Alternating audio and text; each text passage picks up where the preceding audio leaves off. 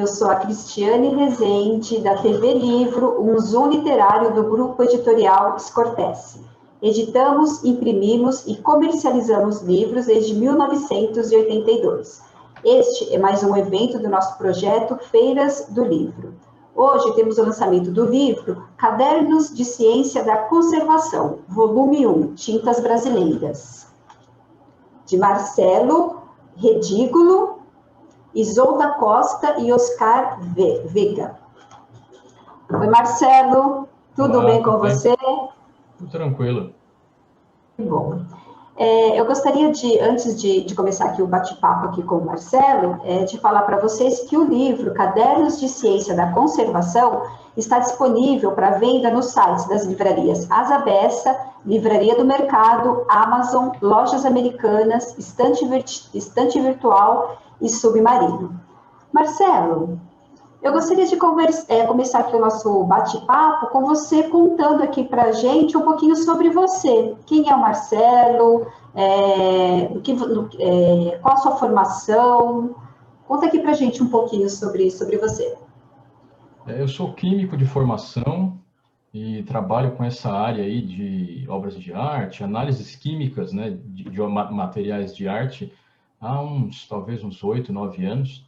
E fiz um doutorado nessa área. Então, esse livro é o resultado desse projeto de doutorado, né? Eu decidi não só publicar a tese, mas transformar esses resultados, né, essas pesquisas, num livro.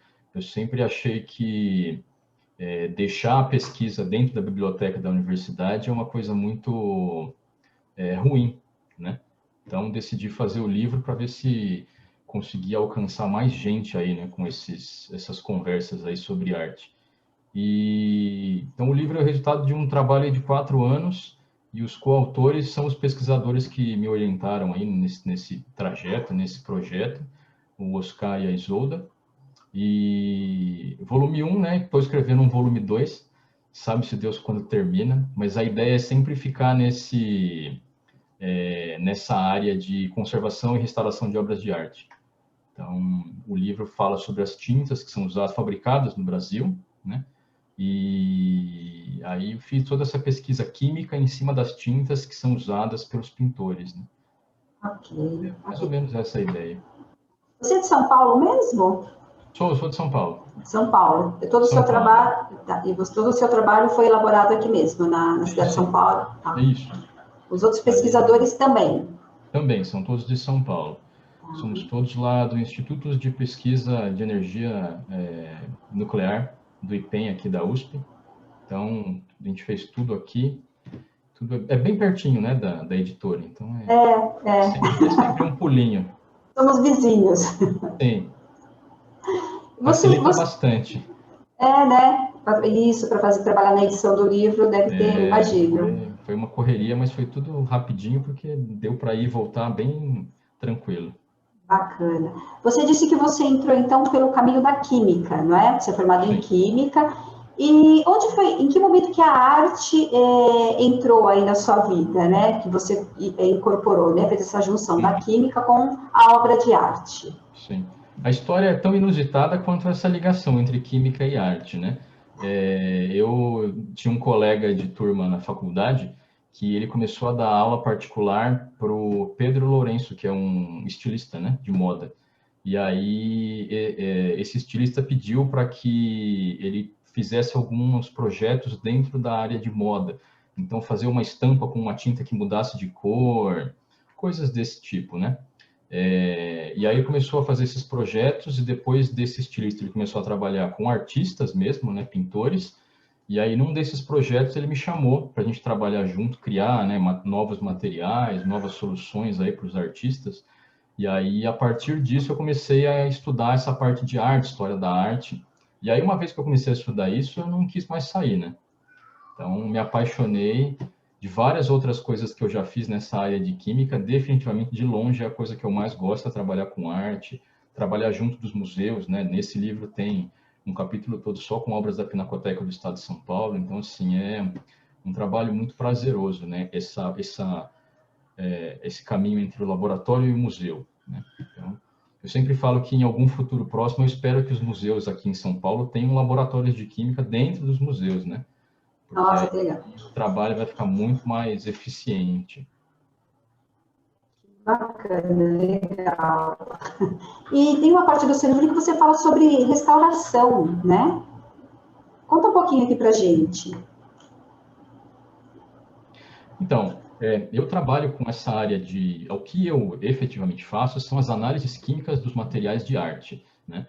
Então, muitas vezes, os restauradores de obra de arte chegam para mim com algum problema. E aí eu tento propor uma solução com base nesse estudo material, né? Então, de repente tem um quadro que a tinta não seca, ou às vezes eu já trabalhei, por exemplo, com o pessoal ali da subprefeitura da Sé, com pichações em esculturas. Então, às vezes, são coisas que eles, como restauradores, chegam num limite, que normalmente é entender mais profundamente o material. Então, o que eu faço é pegar esse material, levar para o laboratório e usar todos esses exames que já existem há um tempão, que são feitos para 1 milhão de outras coisas, fazer esses exames químicos nas obras de arte. E aí voltar, fazer esse caminho de volta, né, voltar com os resultados para os restauradores, para tentar, junto com eles, propor uma solução para esses vários problemas, né? Então, esse é o caminho. Então, eles trazem um problema para mim, eu estudo o material, levo de volta para eles o resultado, e aí, quem na verdade propõe a solução são eles, né? Eu abro, é como se eu abrisse a cortina em parte da solução, né? Ana, que legal. Quer dizer, você está por trás por trás da obra de arte tem o restaurador e por trás do restaurador você com a parte Como técnica, químico. isso, como química. Que Sim. legal, né? Tem Muita gente todo. envolve. Eu sempre falo, no livro eu falo, né, que quando você vai no museu é sempre uma experiência muito interessante, né? E aí às vezes as pessoas nunca param para pensar que quando você olha um quadro, de repente ele foi pintado em 1800 e pouco, como que ele consegue estar ali, né, no museu, sendo exposto para você aproveitar a obra de arte. Então, por trás desse quadro, de uma estátua, de qualquer coisa, tem várias pessoas, né? Então, primeiro os restauradores, depois os cientistas e assim vai. Então, para que tudo funcione, um monte de gente aí por trás. Bacana. Seria interessante, inclusive, uma aula de química dentro de um museu, né?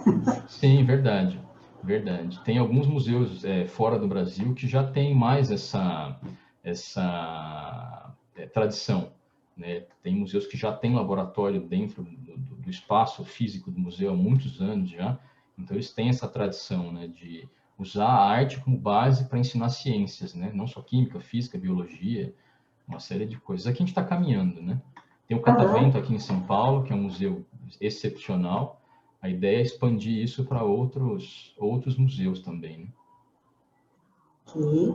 Então, fala agora um pouco mais aqui para gente, né, sobre o seu livro. Você disse que esse é o volume 1, Tintas Brasileiras. Você já disse que Sim. já tá trabalhando no volume 2. Também é Sim. sobre tintas, esse volume? No volume 2, o que eu quero fazer é explicar um pouco mais profundamente as análises químicas que podem ser feitas numa obra de arte, né?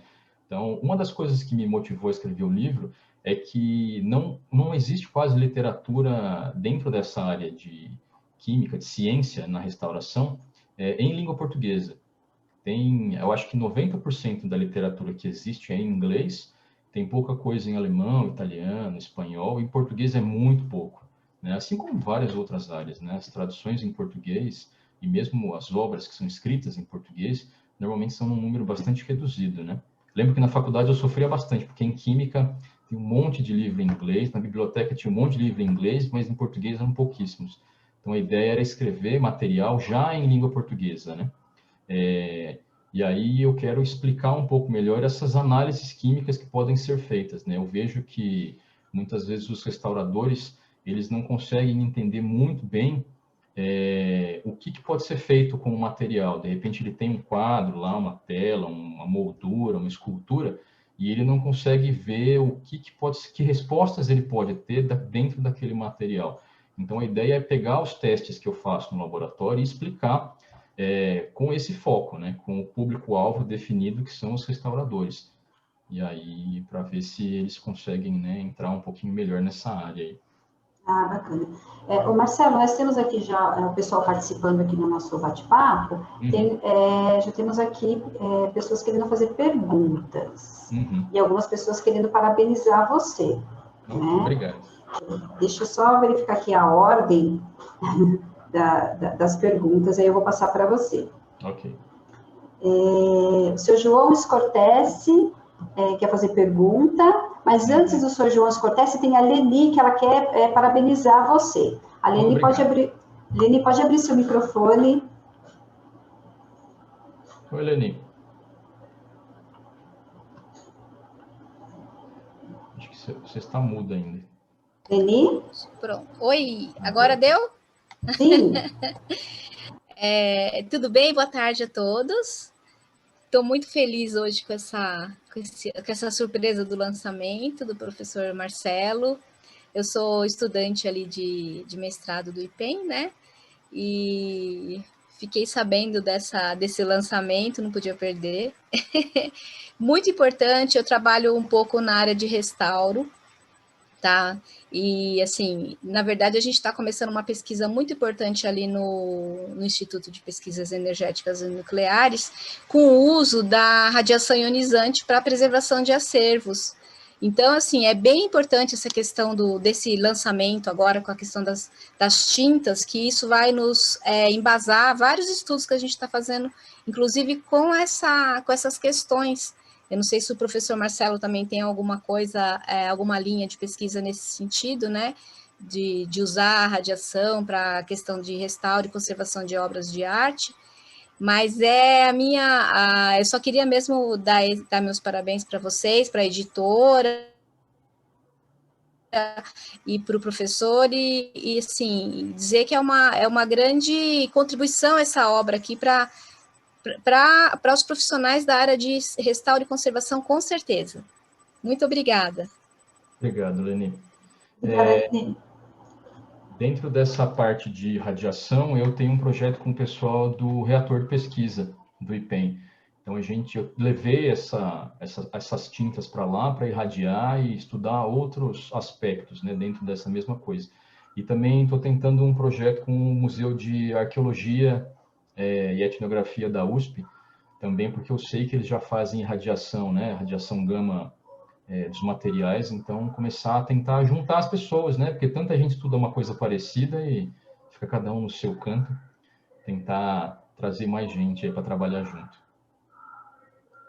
Ok. Está respondido, né, Leni? Nós temos também Química Arte, que está parabenizando aqui você, está falando que os livros que eles mais usam é do professor João Cura, da UFMG, né? Mas que também é inglês, ressaltando aquilo que você tinha falado da dificuldade da literatura, né? Sobre o assunto. E tem, então, a pergunta do senhor João Scortese. Scortese, pode abrir. Oh, pronto. Eram 3 perguntas, mas a Leni perguntou a mesma coisa. Então, nós estamos em sintonia e você me respondeu. Vamos lá. Eu, durante muitos anos, fui do MINC, cuidando da Lei Rouanet. E eu lembro da dificuldade na sua área de avaliarmos trabalho, porque você não tinha referência nenhuma. Isso eu estou falando 20, 25 anos atrás. Então, muito bacana. Inclusive, eu vou recomendar a sua obra para os profissionais do Ministério, que façam uma avaliação da parte técnica da obra, tá? A minha pergunta é o seguinte, eu quero que você falasse sobre o livro em si, a estrutura, como é que você montou a estrutura do livro? Começo, meio e fim, se é por capítulos, e se essa obra se destina ao estudante, a profissionais, enfim, é uma obra de referência, é um suporte, ok? Pelo que eu estou vendo, é um trabalho extremamente técnico, né? E sim, isso é importante para o mercado. Se você puder nos explicar, eu agradeço. Obrigado, viu? Eu estruturei o livro por capítulos, mas apesar de 4 anos num projeto de doutorado ser muito tempo, na verdade não dá para fazer muita coisa, né? A coisa é corrida. Então, eu já tentei estruturar a tese e o livro em paralelo, mas quando eu ingressei no projeto de pós-graduação, o meu primeiro objetivo era publicar o livro. Então, esse aqui, para mim, foi o grande pulo do gato. Então, eu primeiro pensei no livro, pensei o que eu queria colocar como conteúdo, né? E aí depois eu fui para o laboratório fazer as pesquisas. Então eu já tinha a estrutura do livro logo quando eu comecei. Então a ideia era realmente fazer por capítulos, mas ainda assim eu segui uma certa lógica da pós-graduação. Então a estrutura também foi uma estrutura paralela à tese de doutorado, né? Então eu tentei caminhar com as duas coisas juntas para tentar economizar um pouco de tempo, né? Mas eu sempre pensei nos capítulos e sempre pensei na finalidade do livro, né? Então tudo que eu fiz durante todo esse projeto, durante todo esse tempo, foi justamente pensando em coisas para colocar, o material para colocar no livro. A minha ideia original era que fosse um material de referência para os restauradores, né? Para que eles tivessem acesso a esse material. Mas no fim, pelo menos nos capítulos iniciais, eu coloquei coisas bem abrangentes, né? Então, inclusive para tentar incentivar o pessoal que está na graduação para vir fazer pós-graduação, né? Que hoje, eu sempre falo que há 10 anos eu senti na universidade que o número de pessoas começou a diminuir, né? Então, começaram os cortes de verba, né, de projeto e coisa e tal, então o número de alunos começou a diminuir. E hoje, mesmo antes da pandemia, né, a gente chegou num nível de número de alunos que é um número muito baixo. Eu sempre falo que eu fico muito triste em andar no campus ali da USP, porque tem muito pouca gente. Eu me lembro de anos anteriores que tinha muita gente circulando pelo campus. Hoje em dia tem muito pouco aluno. Então, a esperança é que esse livro também consiga incentivar esses poucos alunos que frequentam o campus ainda a continuarem, né? Tem muita coisa para se fazer fora da universidade, fora da vida acadêmica, mas a gente precisa de gente na vida acadêmica. Então, eu espero que fique gente aí, né? Leia o livro, se empolgue, assim como eu me empolguei um dia para trabalhar nessa área, e que fique dentro da universidade, porque a gente está passando por um período bastante sério dentro da universidade e com pouca gente, né? Ok. Agora nós temos o Eliakim Batista, que quer fazer uma pergunta para você.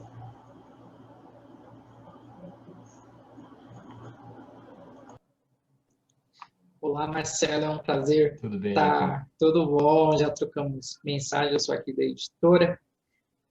Não sou da área química, área de tintas, mas me surgiu uma curiosidade. Você já trabalhou em algum projeto grandioso, algum projeto bacana, que você achava que não daria conta, mas que o resultado final foi legal e surgiu um trabalho bom e gratificante? Olha, eu acho que esse projeto que está, inclusive, nos capítulos finais do livro com a Pinacoteca foi uma das coisas mais legais que eu já fiz, porque eu lembro que o problema era assim, são duas obras que já foram pintadas há muitos anos, mais ou menos uns 30 anos, 20 e poucos anos, e aí a tinta não seca, né? Então o quadro fica lá quietinho e fica gotejando, fica escorrendo uma tinta ali, né? Alguma coisa. E aí os quadros não podem ser expostos porque eles ficam gotejando, né? Então é um problema sério para você conseguir mantê-los em exposição. E aí, no começo, a coisa era muito complicada, porque muita gente já tinha pensado sobre isso, né? Então eu fiquei pensando, falei assim, tanta gente já pensou sobre esse negócio aí, será que o negócio vai dar certo, né? Será que quando eu entrar na jogada a coisa vai se desenrolar? E aí, no final deu certo, né? Então descobrimos o porquê que os quadros gotejam, e aí o pessoal da Pinacoteca já está lá, né, pensando em alguma solução para botar os quadros em exposição. Para o museu ter obras que são parte do acervo e nunca vão para a exposição é péssimo, né? Porque é um dinheiro jogado fora. Então, é sempre interessante poder contribuir. Eu acho que esse talvez seja o projeto mais legal que eu já trabalhei. Tá ótimo, obrigado. Obrigada, Eliakim. Marcelo, uma curiosidade de uma pessoa leiga em química e em obra de arte. Eu estou aqui imaginando uma obra de arte gotejando, e a tinta não acaba? Explica aqui para a gente como é. Então, pois é. É uma ideia que parece meio maluca, né? Mas a ideia é o seguinte, normalmente esses quadros, eles são painéis, né? Então, eles têm 2 metros de largura, por exemplo, por 1,5 metro de comprimento. Então, é um quadro bem grande, né? Então, tem muita tinta. E aí, na verdade, parte da tinta escorre, né? Não é a tinta completa que escorre. Então, uma porcentagem da tinta, que normalmente é tinta a óleo, ela fica com um gotejamento que é lento, mas que não para. Então, esse é o problema, né? Então, surge uma gotinha na superfície e a gotinha vai escorrendo devagarzinho, e aí, às vezes, leva, né, 1 ano para a gota chegar até no pingar no chão, mas não para. Então, se você pensa num espaço de 10 anos, isso vai aos poucos, né?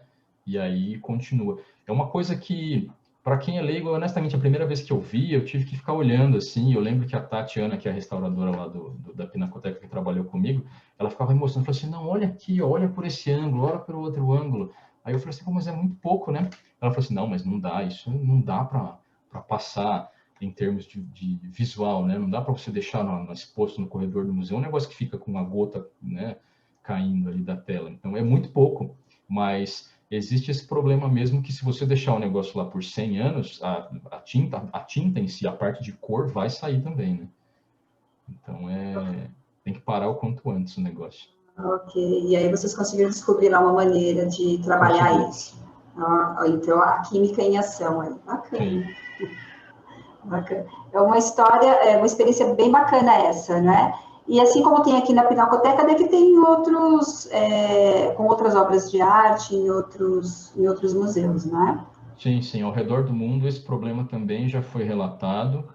E aí foi uma das coisas que me animou no começo do projeto, porque foi daí que eu comecei a conversar também com esses outros pesquisadores para tentar entender o que acontece em outros lugares do mundo. E acontece exatamente a mesma coisa.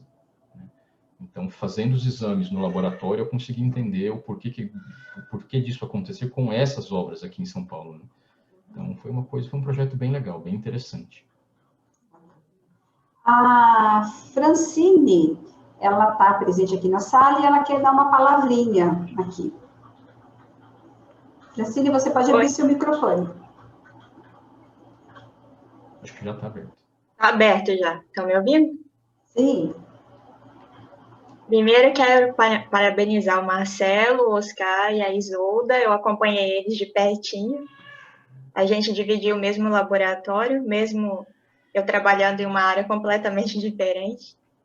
E a primeira pergunta você tem algum projeto, Marcelo, de divulgar isso nas redes sociais ou algum outro projeto de extensão nesse sentido de democratizar mais a arte e a química e tornar mais acessível? Olha, vontade eu tenho, né? Eu acho que agora, depois do lançamento, acho que a coisa talvez fique mais assim, né? Acho que mais gente vai ficar sabendo, né, do livro. Mas a ideia é conseguir fazer com que ele alcance mais gente, né? Então, divulgar mais e coisa e tal, né?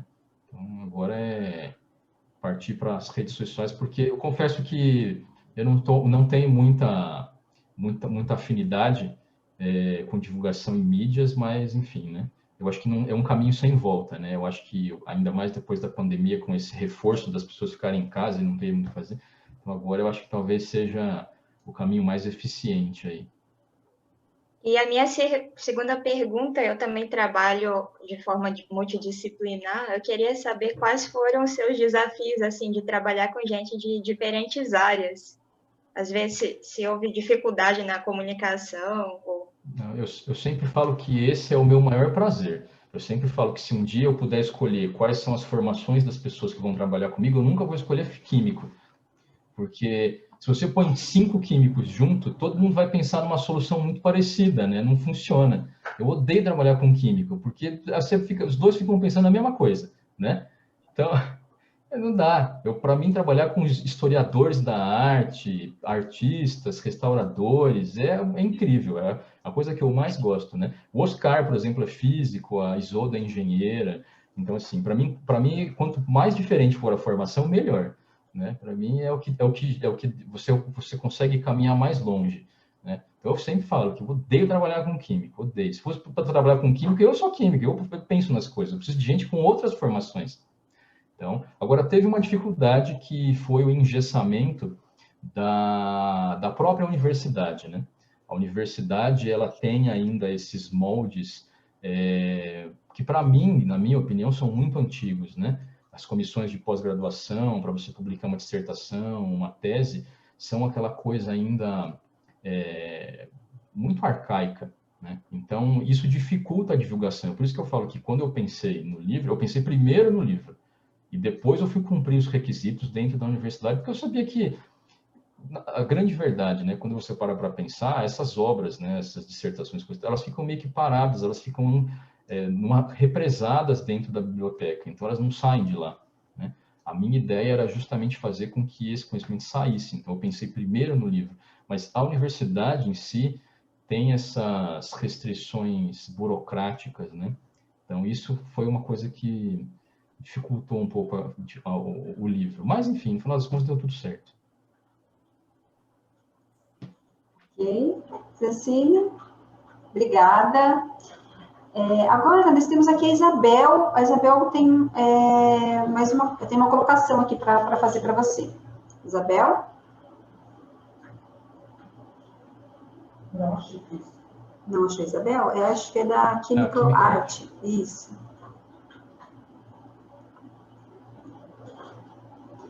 Ela está querendo saber como foi a participação dos outros autores na publicação do livro. Então, o Oscar está aqui, né? O Oscar Vega, ele entrou aqui, ó. Tá consegui. Na reunião. Conseguiu. Né, Isabel? Olá. Então, oi, Isabel. Olá, boa tarde. O Marcelo já começou a responder, então pode continuar, depois eu faço a pergunta, então, por favor. Tá bom. Então, o Oscar está aqui, né? O Oscar foi meu orientador no projeto. Já conheço o Oscar há muitos anos, desde a época que eu resolvi fazer mestrado no IPEM. Então, ele como físico me deu esse suporte do ponto de vista dos fenômenos em si, né? Então, os fenômenos físicos que acontecem por trás das técnicas analíticas, ele é que me deu toda essa visão aí, além da orientação também, né? De me ajudar a decidir quais são os caminhos. E a Isolda é engenheira, né? Então, ela tem toda essa visão de uma parte muito mais prática, né? De uma aplicação, de dar uma aplicação para as coisas. Às vezes, Oscar, a gente ficava pensando em umas coisas que não tinha aplicação nenhuma, né? Você pensa em soluções geniais, e isso não é factível muitas vezes, né? Então, ela mantinha o nosso pé no chão para toda essa caminhada, né? Então, eu acho que por isso que eu falo, né? Ter gente com diferentes formações é essencial nesses projetos. Então, cada um pensando num aspecto diferente para chegar no mesmo lugar. Então, posso fazer a pergunta? Sim. Pode sim. Na verdade, primeiramente, eu queria parabenizar demais. Eu falei no chat, mas quero reforçar, porque é muito difícil para a gente que ensina química, principalmente na área de patrimônio, encontrar uma literatura que seja acessível, né, às pessoas, tanto em termos da língua mesmo, né, língua portuguesa, quanto em termos de valores, de custo, né? A gente sabe que boa parte dos alunos de conservação e restauro, museologia, biblioteconomia não tem condições de adquirir um livro de 200, 300 reais, né? Então, eu vi até o valor do livro, né? Nossa, super acessível. Então, só lamento não ter sabido antes, porque eu teria divulgado para os meus alunos, mas já parabenizo pela iniciativa e já enviei em todos os grupos que eu tenho aqui. Uma outra observação é que eu, na química, eu percebi uma grande resistência nos departamentos de química, propriamente dito, para trabalhar com a área de patrimônio, né? A gente está acostumado com a química dura, propriamente dita. Então, você falar disso com orientadores, com um programa de pós-graduação, não é algo trivial, e você conseguiu isso, implementou isso. Então, eu acho que esse é um ponto que eu ia perguntar, se no caso de vocês, né, na USP já tem, o próprio IPEM já tem mais essa conexão com a conservação e com o restauro, ou se foi mais difícil esse diálogo? Como foi esse processo aí para implementar essa tese? A ideia, na verdade, eu comecei a caminhar sozinho, né? Eu voltei para a vida acadêmica para fazer o doutorado, já com esse projeto todo traçado dentro da minha cabeça. Na USP existe um projeto interunidades de arte, que é um instituto de física e um instituto de química juntos. Então, eles têm uma disciplina de pós-graduação, eles têm umas linhas de pesquisa, mas eles têm umas linhas de pesquisa que eu decidi traçar um caminho diferente, né? Eles têm uma linha de pesquisa que eu acho muito louvável, eu acho que é essencial, que é essa coisa de você usar o estado da arte dos equipamentos para fazer pesquisa. Então, eles vão lá, eles têm os trabalhos no Museu Paulista, né? Fazem participaram do restauro do Museu da Independência, uma coisa e tal. mas eles têm essa coisa de ter um equipamento que custa $1 bilhão, e aí eles fazem a análise e descobrem qual que é o piolho da cabeça da cobra com um equipamento de $1 bilhão. Eu decidi traçar um caminho diferente, que era o trabalho direto com os restauradores. Eu acho que isso, para mim, era um caminho que no momento fazia mais sentido, e hoje eu decidi continuar com esse caminho. Então, é ir para os museus, conversar com os restauradores, descobrir quais são os problemas e tentar tratar de problemas que fujam dessa solução que é quase uma pesquisa teórica em cima da coisa, né? De você tentar achar um feixe de elétrons que não sei o que vai ativar alguma coisa que eu não sei qual é. Então, eles fazem esse trabalho dentro desse setor de interunidades, e no IPEM a gente tem agora esse projeto de artes que a gente está trabalhando com o reator, com o Centro de Tecnologia de Radiações e o Centro de Química e Meio Ambiente. Então, a gente, dentro do IPEM, montou esse grupo de pesquisa para trabalhar nessas questões que não são englobadas por esse outro grupo, que é o Interunidades, né? Entendi. Então, a gente vai para esse... O IPEM já tem um histórico já de longa data de irradiação de materiais, né? De acervo de livros, de acervos lá do Museu Etnográfico. Então, é aproveitar esse know-how desse pessoal aí e começar a enfiar outras coisas para a gente trabalhar e utilizar também como carro-chefe o reator nuclear, né? Então, usar o reator para conseguir fazer essas pesquisas. Então, eu fico um pouco mais confortável de saber que não é só aqui, não é só em São Paulo, não é só em Minas, é uma coisa geral, né? Dos programas de pós-graduação, é difícil essa conexão, né? E o último é só uma puxão... Desculpa, te cortei. Não, a única coisa que eu ia falar é que a única coisa que eu acho que que talvez seja uma das razões para ter essa dificuldade é que dentro da nossa área, eu sinto que é mais difícil de publicar, né? Publicar, eu digo, nos periódicos e coisa e tal. Eles têm um fator de impacto mais baixo, né? Não é uma coisa muito... Não é tão simples quanto em outras áreas, por exemplo. Se você vai publicar em polímeros ou em materiais cerâmicos, compósitos, eu sinto que é muito mais fácil. Então, por essa dificuldade, eu acho que os programas de pós-graduação, eles tentam, inclusive, até barrar esses projetos, porque eles sabem que depois, mais para frente, isso não vai gerar tantas publicações quanto eles esperam. Então, Faz isso sentido. é uma daquelas coisas. E é uma daquelas coisas que eu falo, que é um engessamento, né, da estrutura de pós-graduação das universidades aqui no Brasil. Então, eles te tiram o incentivo para que você vá para outras áreas que seja mais fácil, ou que tenham periódicos com fator de impacto mais alto para publicar. Então, eu sempre vejo que é um ciclo, né? No fim, é por isso que tem pouca gente trabalhando com a gente, né? Agradeço por ter respondido a pergunta. E só o último puxão de orelha. Tem químico que é legal, hein?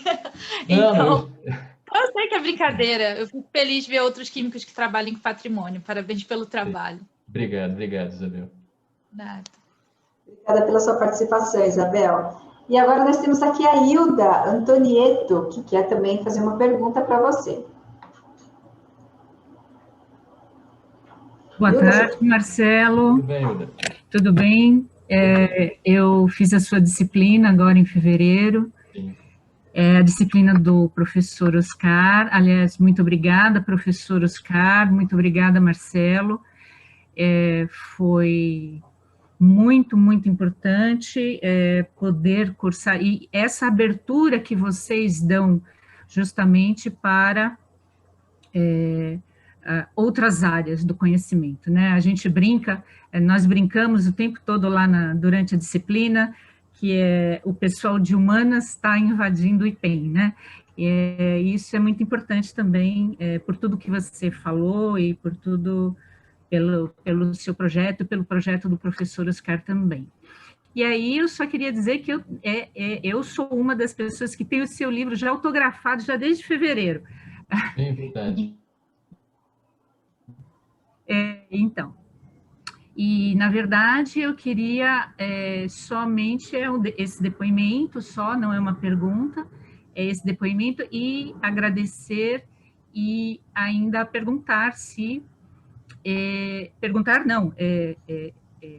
talvez informar que nós seremos sua aluna, que eu serei sua aluna novamente assim que for possível, talvez nesse ano de 2021, quem sabe, né? Então, vamos aguardar os acontecimentos, tá?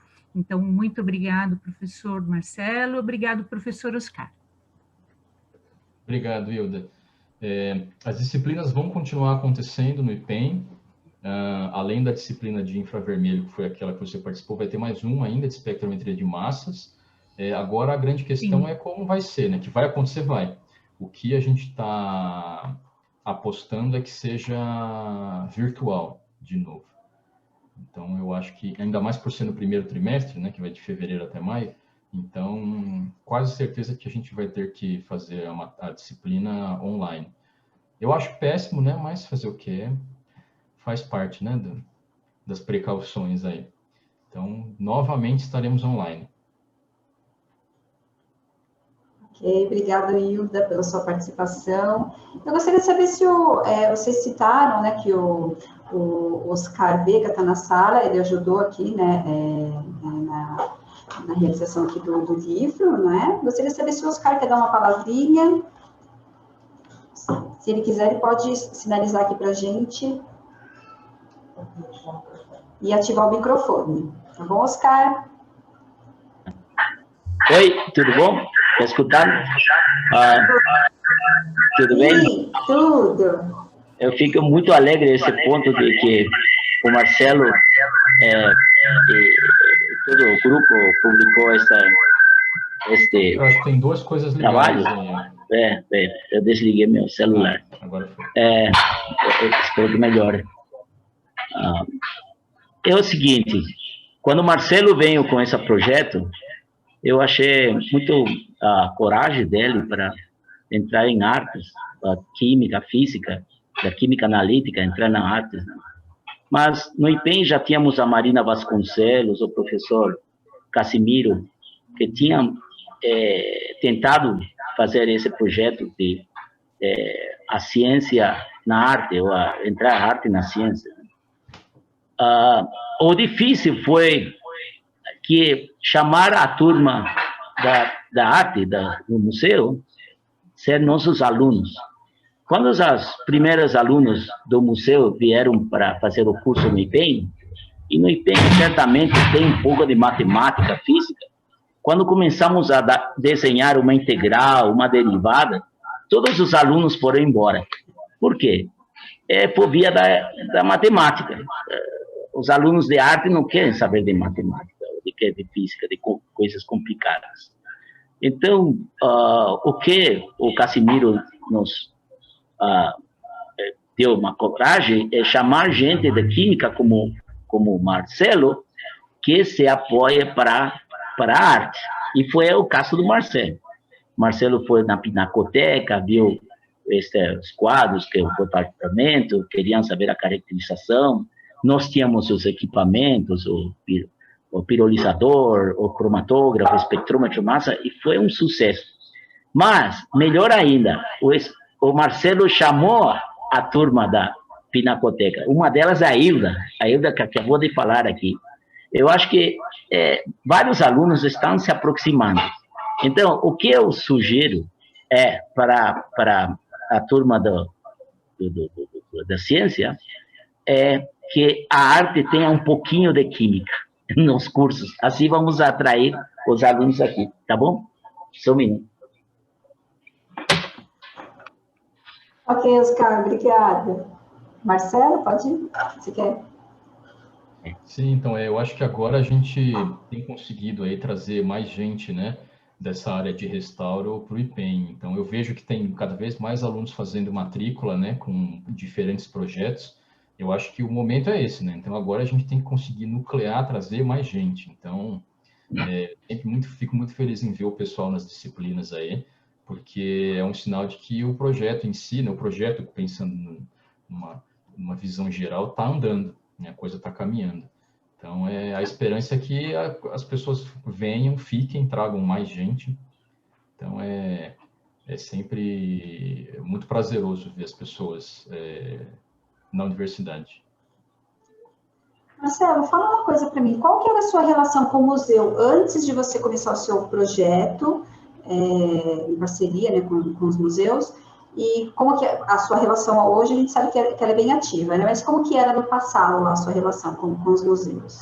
E o que mudou, né, Eu sempre gostei muito de frequentar os museus, né? Então, na minha adolescência, né, meus 20 e poucos anos ali, eu sempre gostava muito de ir ver as exposições, e aí eu comecei a ter contato com os restauradores primeiro, né? E aí, nesse contato com os restauradores, é que eu enxerguei que existia uma demanda para esse tipo de serviço que eu faço. Então, antes eu trabalhava em outras áreas, fazia análise, já trabalhei com análise de material biológico, sangue, né? Trabalhei em empresa, instalando equipamento, vendendo equipamento. E aí, quando eu enxerguei que existia essa demanda, eu falei, não, eu vou investir nisso, porque eu lembro que eu já gostava muito de estar no museu, né? Então, quando eu consegui esse acesso pelos bastidores, eu lembro que eu fiquei maravilhado, né, de conhecer os laboratórios, os núcleos de restauro dos museus. É um troço que é muito interessante. Uma coisa que eu sempre aproveito é quando eu vou visitar os núcleos de restauro, conversar com os restauradores, é conseguir andar no museu quando não tem ninguém, né? Então, é uma coisa que é deliciosa. Eu entro na Pinacoteca, por exemplo, nos dias que está fechado, porque normalmente são os dias que os restauradores têm mais tempo para conversar comigo, para a gente fazer as reuniões. Depois eu saio, dou uma escapada, dou uma andada nos corredores, é sempre muito, muito legal. É quase como se você tivesse trancado lá depois que fecha, né? Porque não tem ninguém, aí você consegue aproveitar com paz, com calma, né, as obras. É sempre muito interessante. Então, eu já gostava muito dos museus, e para mim, eu lembro que eu fiquei maravilhado quando eu conheci esse outro lado, né, ó, os bastidores da coisa toda. Foi muito, muito legal, muito interessante. Ah, bacana. Você falando já começa a dar aqui, assim, aquela coisa de, né, nossa, eu queria estar lá também. Dá para sentir, né, o quão prazeroso deve ser. E essa questão das tintas, Marcelo, porque eu, mais uma vez falando como leiga, né, eu tenho, assim, a sensação de que é uma dificuldade que vem desde sempre, né, dos artistas com relação às tintas, não é? Você tem alguma informação nesse sentido? E uma coisa que eu exploro no livro é o que surgiu das conversas com muitos restauradores e muitas famílias de artistas, né? Que é essa coisa de você ter muitíssimos estudos sobre tintas importadas, mas sobre as tintas nacionais você não tem informação nenhuma, né? Nós, infelizmente, não somos um país de tradição de ter empresas que fabriquem tinta para artistas há muitos anos, né? A Itália, a França, mesmo os Estados Unidos e a Inglaterra já fabricam tinta para artistas, sei lá, 200 anos quase, algumas até mais, 300 anos. E aqui no Brasil, as fábricas que hoje vendem as tintas, que são tintas de muito boa qualidade, elas começaram a fabricar tintas para essa finalidade no final dos anos 60, né? Então, é uma indústria muito nova ainda. E é uma coisa que no começo, quando eu comecei a trabalhar nessa área, eu tinha um pouco dessa fantasia de falar, não, mas se tem um artista brasileiro e ele tem obra que vale 100 mil reais, 200 mil reais, é porque a tinta é importada, só pode ser, né? A grande maioria é tudo tinta nacional. Então, tem um período histórico aí da história contemporânea brasileira que é tudo tinta nacional. Então, e existe essa dificuldade, né? Porque a tinta, como os materiais de fabricação da tinta são diferentes, você pega uma tinta inglesa, uma tinta brasileira, os materiais são diferentes. Os problemas que surgem são diferentes, né? Então, a minha ideia de trabalhar com as tintas e resinas, ou algumas outras coisas que eu falo no livro também, de exclusiva fabricação nacional, era de cobrir esse terreno que ninguém nunca fala, né? Então, os fabricantes, como eles também não têm essa preocupação, porque ainda também não existe uma demanda para que eles, né, façam uma divulgação de materiais e coisa e tal, não tem informação. Quando você compra a tinta para ser usada em quadros, né, no Brasil, fabricada no Brasil, não tem informação nenhuma, né?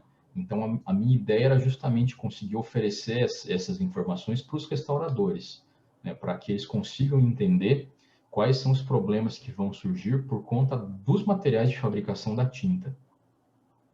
Ok, bacana. Marcelo, conta aqui para mim, então, quando você não está lá envolvido com a química ou com os museus, né, o que é que você está fazendo aí no seu dia a dia, né? O que você gosta de fazer além de lidar com essas coisas que a gente está conversando aqui? Olha, durante a pandemia toda, aí o que eu fiz foi trocar fralda, né, e ajudar a cuidar do meu menino aqui, que ele nasceu, o primeiro filho, né? Então, nasceu no dia 16 de abril. 16 de abril ainda estava naquela coisa que era um misto de desespero com esperança, né, em abril.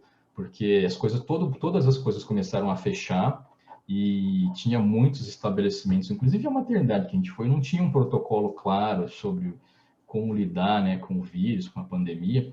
E então, assim, tinha esse lado que você não sabia o que ia acontecer, mas eu tinha essa esperança de que a coisa se resolvesse em uns 6 meses, né? O que não aconteceu. Então, eu sempre falo que esse período de pandemia, por um lado, existe essa preocupação profissional, né? Porque durante todo esse tempo eu fiquei em casa, e aí não consegui fazer muitas coisas com relação ao trabalho. Mas, por outro lado, foi talvez o momento mais legal que eu tive, porque eu consegui acompanhar o desenvolvimento do meu filho todos os dias, né? Então, durante todos esses dias, eu estou acompanhando aqui junto com ele. Então, o que eu fiz durante todo esse tempo foi cuidar de criança, né? Então, Que delícia, né? Que delícia. É uma delícia. Então, eu sempre falo que tem esse lado que é preocupante, coisa e tal, com a pandemia, mas, por outro lado, ter tido essa possibilidade de ficar todos esses primeiros meses, né, os primeiros 7 meses, 8 meses com o bebê, foi incrível, né? Então, sim, imagino, Mário. Eu converso com meus colegas que também tiveram filhos e que tiveram aquele molde antigo, né, os modos antigos que eles ficaram uma semana, um mês com a criança e depois foram voltar a trabalhar, né? Então, eu, pelo contrário, consegui ficar aqui o tempo todo.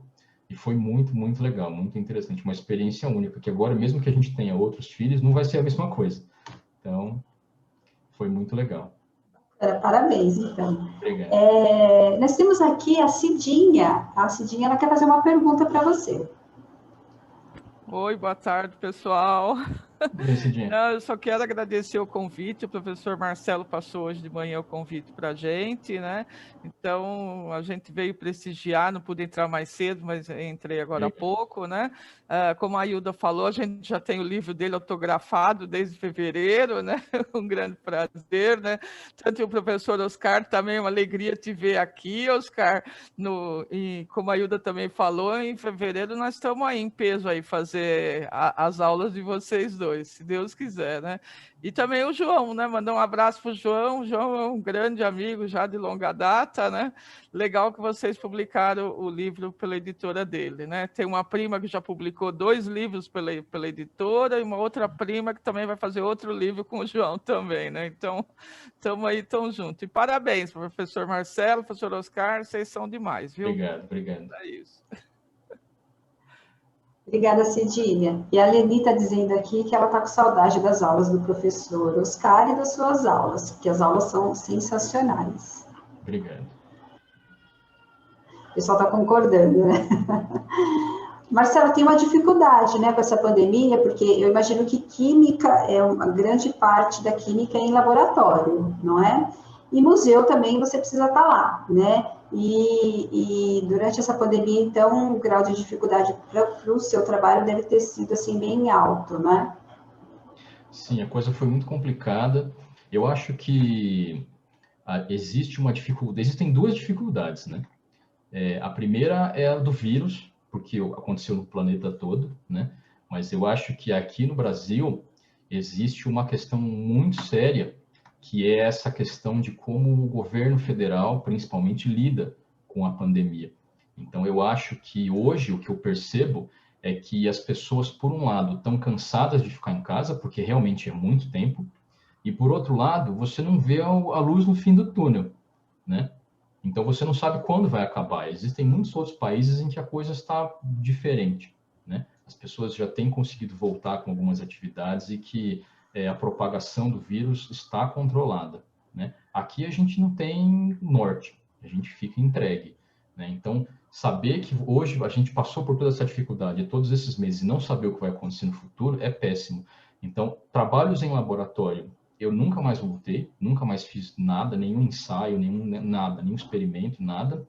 E as aulas também foram muito problemáticas, porque eu lembro que quando a gente decidiu, quando a comissão de pós-graduação do IPEM decidiu que as disciplinas teriam que ser finalizadas online, ninguém tinha estrutura para nada, né? Ninguém sabia o que ia acontecer. Hoje a gente tem um pouco mais de visão das coisas, do que pode ser feito, mas eu lembro que na época a gente começou a disciplina no final de fevereiro lá no Instituto, presencialmente, e quando foi março todo mundo ficou em casa, e em abril eles falaram, ou vocês terminam a disciplina em casa, ou vocês cancelam a disciplina, né?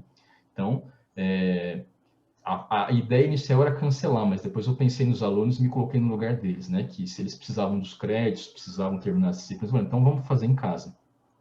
E aí a coisa foi bastante complicada. Então, eu acho que agora a gente, por um lado, a gente tem um pouco mais de experiência em como fazer as aulas online agora, né? Comprei uma câmera melhor aqui para fazer a coisa toda, mas para mim o que é muito angustiante é o fato de a gente não ter uma perspectiva nesse país, né? De como as coisas vão acontecer. Eu tenho andado aqui pela cidade para fazer minhas compras, fazer o mínimo, né? De saídas de casa, mas o que eu percebo é justamente que você passa na frente dos comércios e as pessoas não estão nem aí mais, né? Então, as pessoas saem de casa e tem um número enorme de gente sem máscara, o número de casos voltou a aumentar e não existe uma preocupação, aparentemente, de parte quase nenhuma, né? Então, a coisa tem sido bem complicada e sem perspectiva.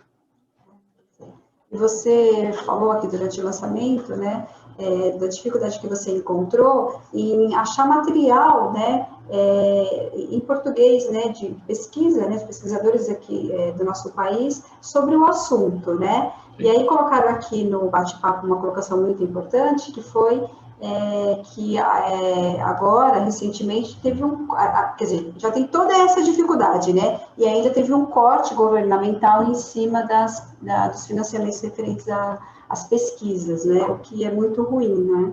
Sim. Eu sempre falo que na universidade, a coisa mais importante, e não só na universidade, né? Eu acho que em qualquer lugar em que você vai trabalhar, ou que você exerça algum tipo de atividade de trabalho, né? O importante são as pessoas, né? Eu sempre falo isso. Você tem que cuidar das pessoas. Se você cuida das pessoas, o resto sai, né? Quando você deixa as pessoas para trás, tudo começa a desandar. Na universidade, você só consegue ter gente trabalhando com dinheiro, né? É muito bonito as pessoas irem lá porque você gosta, ama a ciência, que você ama a vida universitária, mas sem dinheiro, chega uma hora que não dá, né? Não existe amor que consiga trabalhar de barriga vazia. Então, na universidade, o que eu sempre falo é o seguinte: sem dinheiro, sem gente. Sem gente, não tem como você trabalhar, né? Então, eu acho que... E é por isso que eu falei que há muitos anos eu venho percebendo isso, porque os cortes, eles vinham progressivos e há uns 2 anos cortaram tudo, né? Não tem dinheiro mais para nada. Então, hoje em dia, eu vejo que os laboratórios estão vazios, né? Você passa, quando você anda pela universidade, tem muito laboratório vazio porque não tem gente, né? Então, quando começaram a cortar o dinheiro dos alunos, cortarem as bolsas especificamente, as pessoas sumiram. Então, a gente não consegue trabalhar porque não tem braço para trabalhar, né? Então, a gente precisa que as bolsas voltem para as pessoas voltarem. Quando a gente cuidar das pessoas, as coisas vão acontecer. Então, eu acho que hoje a prioridade, o que é a coisa mais importante, é voltarem as bolsas para os alunos, né? As bolsas já eram baixas, né? Então, as pessoas que ficavam, eu sempre falava que tem que dar parabéns para quem resolve fazer pós-graduação nesse país, porque você é quase que por amor. Você ganha dinheiro para você comer, né? Você não tem dinheiro mais para nada. Comer ainda dava para comer, né? E aí cortaram esse dinheiro. Então, cortaram o dinheiro, as pessoas foram embora e hoje a gente fica aí sem ninguém, né? Então, eu acho que essa é a grande dificuldade. É uma coisa que é um lado em que as pessoas dificilmente enxergam quando estão fora da universidade. Então, tem que voltar o dinheiro para as pessoas voltarem. Muito triste isso, e é bom, né, deixar o recado aqui, né? Sim. Marcelo, nós estamos, então, indo já para o final aqui do nosso evento, né, de lançamento do seu livro. Eu gostaria que você deixasse aqui as considerações finais para as pessoas que estão aqui na sala, para as pessoas que posteriormente vão assistir aqui a gravação. Olha, eu sempre gosto de dizer que escolher o caminho da ciência é o caminho difícil, né? Porque você enfrenta uma série de dificuldades, mas eu acho que para as pessoas que realmente gostam da coisa, que veem prazer, né, em ter essa vida na universidade, ou a vida de estudos, né, de você seguir sempre se aperfeiçoando, que continuem, né? Porque as coisas uma hora vão melhorar. A gente está numa fase difícil, mas vamos ficar firmes, porque uma hora a coisa vai voltar a ser melhor. Então, eu espero que esse livro ajude as pessoas. Eu lembro que quando eu tive a ideia de fazer o livro, era justamente fazer com que mais gente pudesse ter acesso a essas coisas, a essas informações.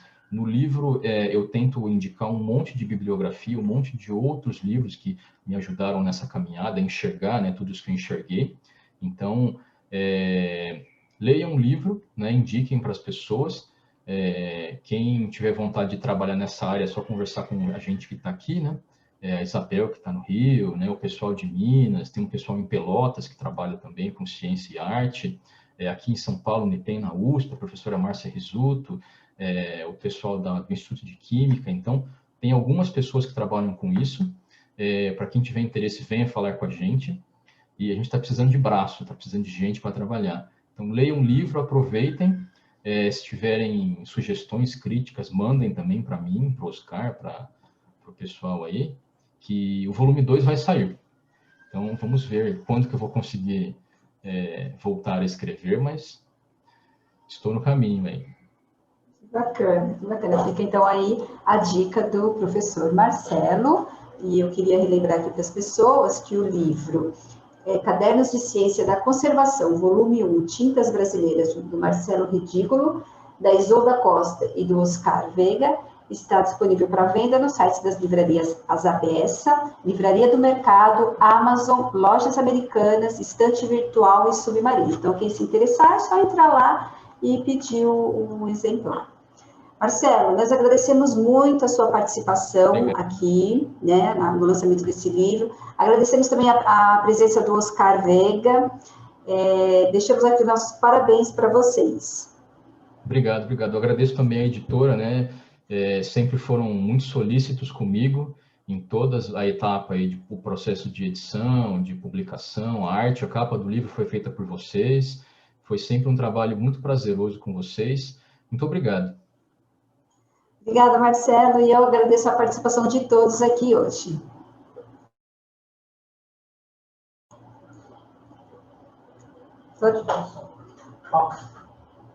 Então, eu convido todos agora a ativarem o som de vocês para a gente dar uma salva de palmas para os autores.